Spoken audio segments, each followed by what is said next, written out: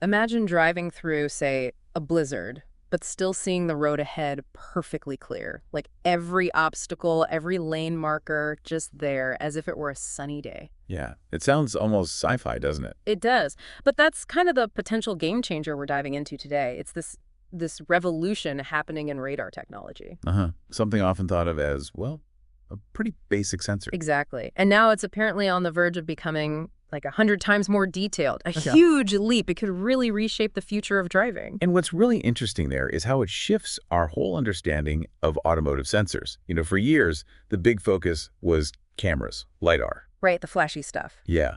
But these radar advancements, they promise a kind of robustness, a resolution, especially in bad weather. They could make it absolutely critical for safe, reliable autonomous driving. It's about seeing what other sensors might miss. Absolutely. And today on the deep dive, we're really zeroing in on one company at the forefront. Arbe Robotics Ltd, that's ARBE on the NASDAQ here. Ah, yes, we got a lot of great material on them. We did. You, our listener, sent in a fantastic set of resources, their latest financials, company profiles, stock analysis, the works. So our mission today is basically to sift through all that, pull out the key insights. Yep. Understand what Arbe does, where they stand, and, what their potential future looks like in this whole self-driving world. And by looking at these different angles, the financials, the company's own story, what the market thinks, we should be able to build a pretty solid picture. We'll hit their business model, the management team, financial health, market buzz, who owns them, and definitely the risks involved. Sounds like a plan. Okay, let's dive right in. Chapter 1, Business Understanding. What exactly does Arbe Robotics do? Okay, so at its core, Arbe Robotics is what's called a fabless semiconductor company. Fabless, meaning they design the chips but don't actually make them. Exactly. Think of them as the architects. They designed this really advanced 4D imaging radar technology, but the actual production, that's outsourced to specialized manufacturers, foundries. Gotcha. So they focus on the innovation, the R&D. Precisely. That's their strength. And what are the key products that come out of that innovation? Well, the two main ones to know are the Phoenix RF transceiver chip and the Lynx processor chip. Okay. And that term, 4D imaging radar, that's really important. Traditional radar gives you, what, three things? Range, how far, azimuth, the horizontal angle, and velocity, how fast. Right. Arbe adds the fourth dimension, elevation, the vertical angle. Ah, so it's not just where something is side to side, but also how high or low it is? Like telling apart a pothole from a sign overhead. You got it. That elevation data is a massive step up for identifying and classifying objects accurately. I can see how that would be huge. Yeah, imagine distinguishing clearly between, say, a motorcycle lane splitting and a stationary barrier, or getting a much better sense of a truck's actual shape. It cuts down on false alarms, makes object recognition way more reliable. Makes sense. So who's buying these advanced chips from Arbe? Is it the car companies directly? Not usually, no. Their main customers are the Tier 1 automotive suppliers. Okay, like the big names that build systems for cars. Exactly. Companies like SenseRed, High-Rain Technologies, Waifu, those types. They take Arbe's chips, integrate them into complete radar sensor modules. And then they sell those modules to the OEMs, the actual car manufacturers, Ford, GM, Toyota, etc. Precisely. It's a B2B model. Arbe provides the core tech to the system builders. That clarifies their place in the chain. Now, how do they make money? What's the revenue look like now versus the future goal? Right now, a good chunk of their income comes from NRE fees, non-recurring engineering. Okay, what's that? It's basically payment for custom development work, integration support they do with those Tier 1 partners. They also get some revenue from selling chip samples for testing and validation. So project-based income mostly for now? Yeah. But the real goal, the big potential, is in securing high-volume series production contracts. Ah, getting their chips designed into cars that are actually being mass-produced. Exactly. That's when you see substantial recurring revenue, chip by chip, vehicle by vehicle. That's the long game. Got it. Initial design wins leading to mass production.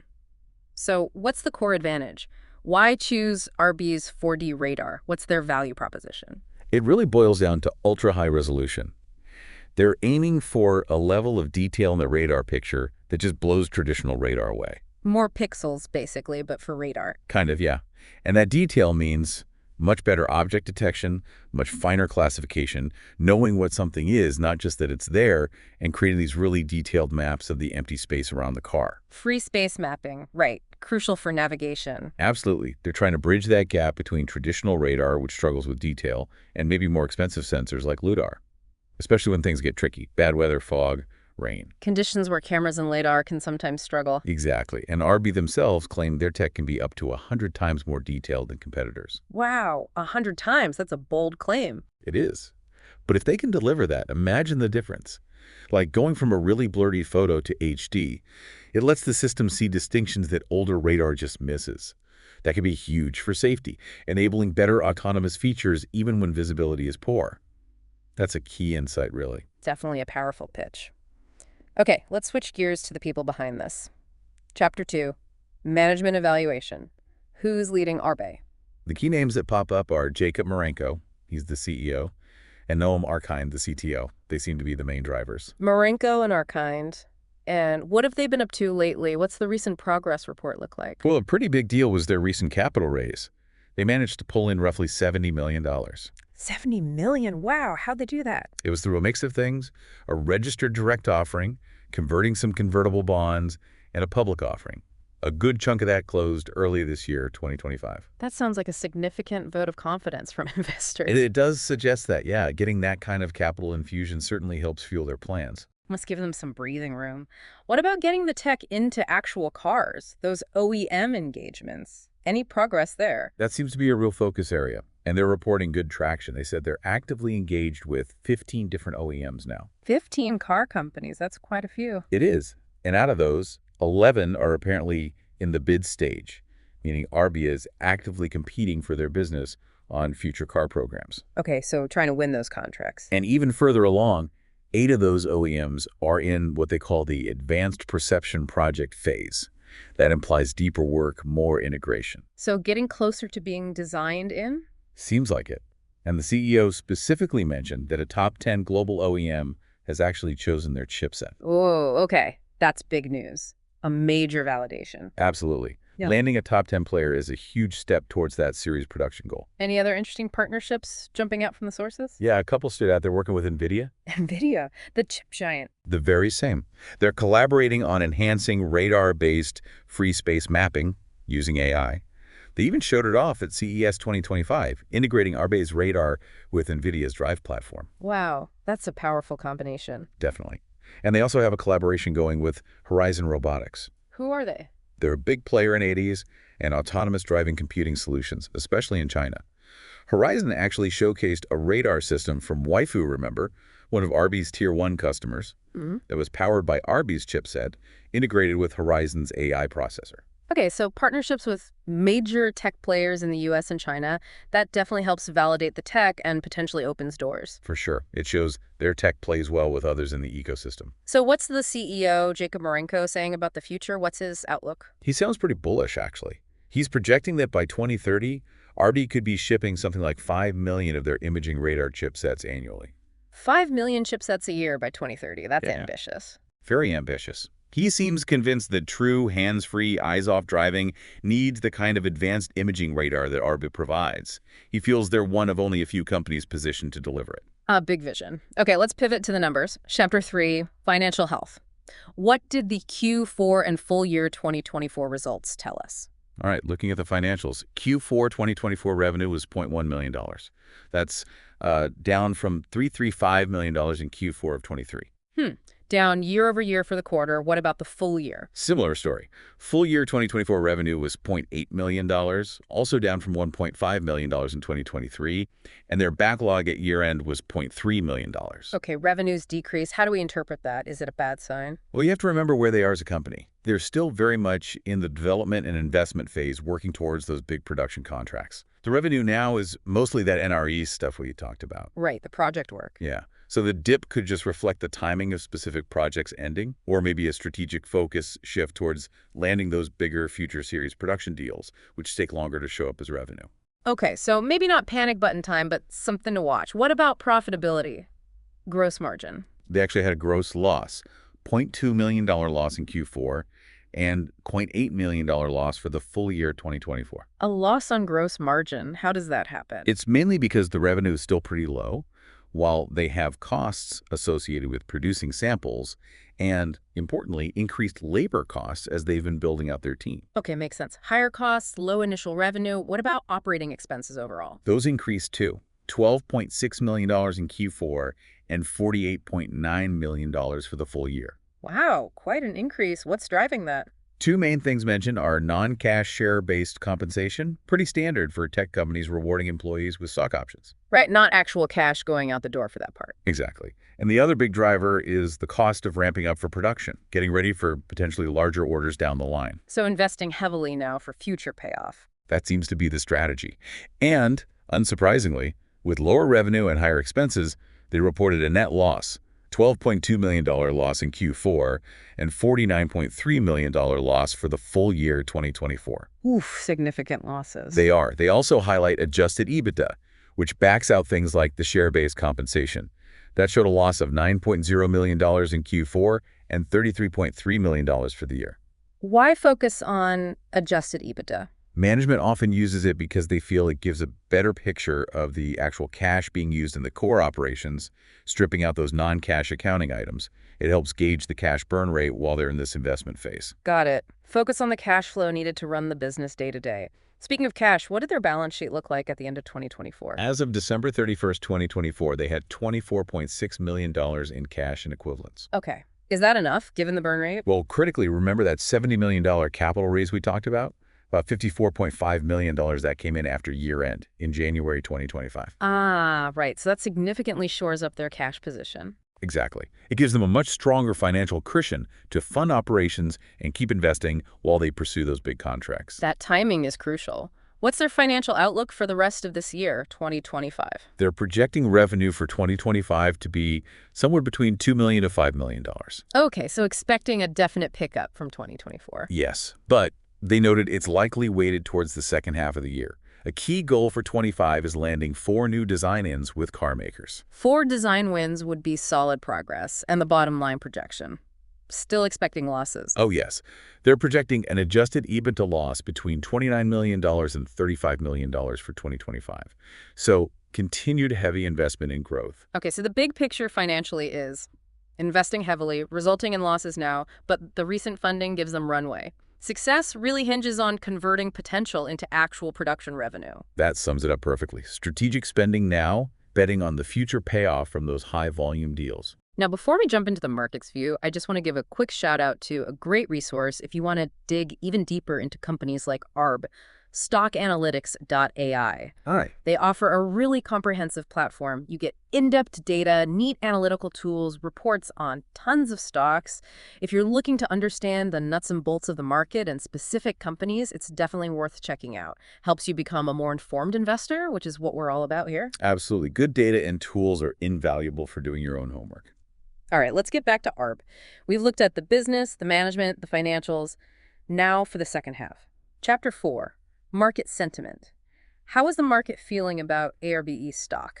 Well, looking at the price first, as of mid-April 2025, it was trading around $1.88 per share. Okay, about $1. How does that compare historically? That's where it gets interesting. The stock has been quite volatile. Its 52-week range goes all the way from $0.85 but 5 over 9. Wow, that's a huge range, from under $1 to over $5. Exactly. That kind of swing isn't totally unusual for a company at this stage, you know. High risk, potentially high reward, lots of uncertainty. The price reflects that. Makes sense. What about the Wall Street analysts who follow the company? What's their take? Based on the sources, there were 2 analysts covering it. Their average rating was a buy. A buy rating, okay. Do they have a price target? Yep, the consensus 12-month price target was $1.75. $1.75. So from the current $1.08, that implies quite a bit of upside, like over 60%. Correct, over 62% potential upside according to that target.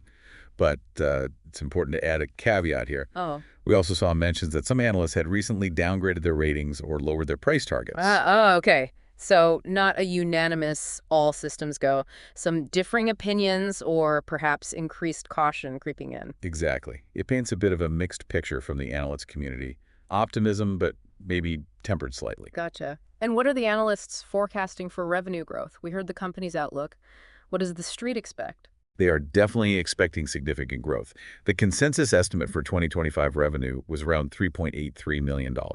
That's a big jump from the P5 million in 2024. Okay, roughly aligns with the company's 2-5 famming range. What about beyond 2025? Looking ahead to the next year, so presumably 2026, the forecast jumps again pretty dramatically to about $17.85 million. 17 million. Okay, that assumes some of those design wins really start kicking in. That's the implication. But again, these are just forecasts. For a company like this, so dependent on landing those big contracts and timing, there's a lot of variability, a lot of uncertainty baked in. Absolutely. Potential is one thing, execution is another. So, summing up market sentiment, kind of cautiously optimistic. Analysts see the potential, give it a buyer rating, but the volatile stock price and some target revisions show the market is also very aware of the risks. I think that's a fair assessment. Potential is there, but the path isn't guaranteed. Okay, let's move on to Chapter 5. Ownership structure.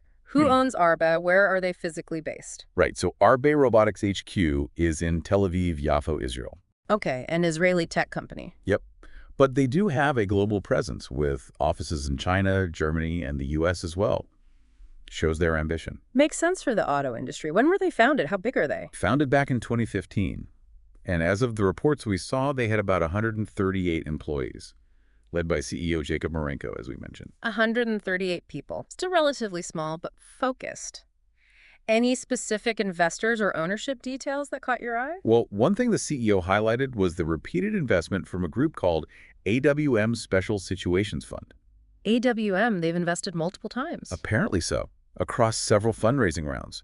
The CEO pointed to their continued support as a sign of strong belief from a key institutional investor. Yeah, having a fund come back for more usually suggests they like what they see and believe in the long-term plan. That's a positive signal. It can be, yes. Consistent backing is often viewed favorably. All right, now let's tackle Chapter 6, risk assessment.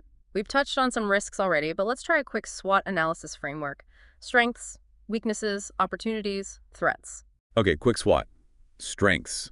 Yeah. Definitely their core 4D imaging radar technology. It seems genuinely innovative. Also, the partnerships they've built with NVIDIA, Horizon, and those Tier 1 suppliers, that's a big plus. Right, the tech and the network, weaknesses. The financials, Yeah. clearly, they're burning cash, posting losses. They haven't proven large-scale revenue generation yet. And maybe just scale. They're competing against some industry giants. Okay, opportunities. Huge market growth potential in ADAS and autonomous driving. Their tech could potentially displace older radar or even supplement or replace LiDAR in some cases, especially with that all-weather performance claim. Big opportunity there. Makes sense. And threats. Competition is fierce. Big established players, other startups. Technology could evolve rapidly. Someone else might leapfrog them.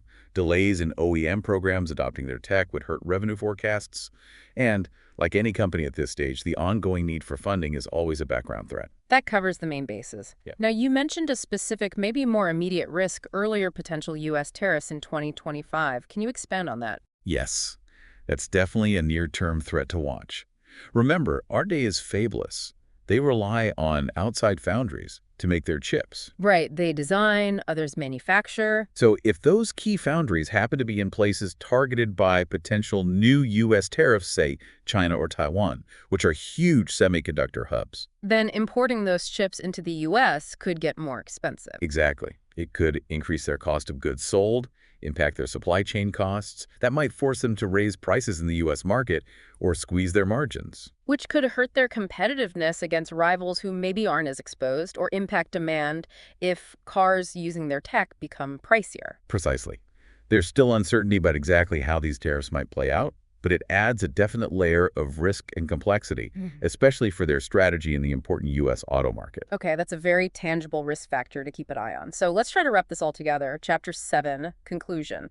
What's the final takeaway on Arbe Robotics from our deep dive today? Well, putting it all together, Arbe clearly has some very promising, potentially game-changing technology in 4D radar. It addresses a real need in the future of driving. They've got validation through significant partnerships, and recent funding has definitely helped their financial footing. But they are still in that high-investment cash burn phase. The financial results show that. They face stiff competition, and the big challenge is execution, turning those OEM engagements and that promising tech into actual large-scale profitable revenue streams. So the future really hangs on making that transition from potential to production reality. That's the crux of it. Can they scale? Can they win those volume contracts? Can they navigate the competitive landscape and external risks? And you mentioned there was one final crucial piece of info that could really impact their path forward. Yeah. The end hook. Yes, the end hook reveal connects back to that risk we just discussed, is the potential impact of those looming 2025 U.S. tariffs. Right. How that specifically affects their supply chain costs and their ability to compete effectively on price in the critical U.S. market adds a very real near-term layer of uncertainty to their growth story. It's something investors and the company itself will be watching very closely. A crucial factor indeed. Well, this has been a really thorough deep dive into Arbe Robotics. We've unpacked the tech, the business, the financials, the market view, hopefully extracting those key insights from all the sources you, our listener, provided. The goal was to give that clear, digestible overview, hitting those aha moments without drowning in data. Exactly. We hope it gives you a solid understanding of where Arbe stands in this exciting radar revolution. Balancing the excitement about the technology with the realities of the business challenges they face. Definitely. And if you want to keep digging into companies like Arbe or just stay sharp on market analysis, seriously consider subscribing to the Stock Analytics AI YouTube channel. Yeah, lots of great in-depth content there for staying informed. Absolutely. Now, just our standard but important disclaimer time. Yeah. Remember, everyone, this discussion was based on the information provided to us. It's analysis, not financial advice. This whole field, autonomous tech, sensors, it changes fast. So please always do your own homework, your own research. Couldn't agree more. Due diligence is key. And also, just for transparency, AI was used to help structure and synthesize the information from the multiple sources for this deep dive outline. Good to note. Okay, so as we wrap up, maybe a final thought to leave everyone with. Think about the bigger picture here, these incredible advances in sensor tech like Arbe's. What other unexpected innovations might be just around the corner for how we get around for transportation safety? That's a great question. The pace of change is just phenomenal. What else is brewing out there? Something to ponder. Thanks for joining us on this deep dive into Arbe Robotics.